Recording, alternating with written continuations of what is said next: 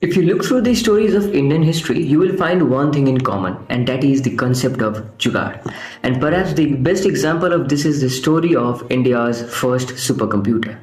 See, in 1980s, only a few Western developed nations had the capability to produce advanced computing tech. So when India needed a supercomputer, the US agreed to sell us one called the Cray. But they also attached so many political strings to the cell that it really restricted how we used it.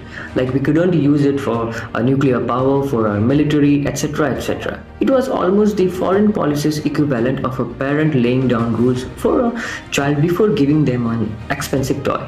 Angered by this, Prime Minister Rajiv Gandhi decided to have a secret meeting with one of India's top computer scientists to ask him one question: can we build one by ourselves? And in one of the most glorious examples of a Jugaad mindset, Vijay Vadkar promptly answered, well, I have never even seen one in my life. But sure, why not?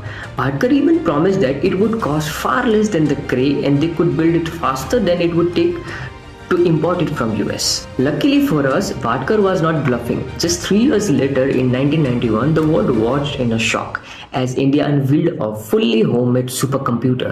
The Param 8000 was 1/6 the cost and 28 times more powerful than the Cray. And in true Jugaad fashion, they built it completely using off-the-shelf computer parts. Like I said, India's story is one of the talent and skill, but it's also a story of Jugaad.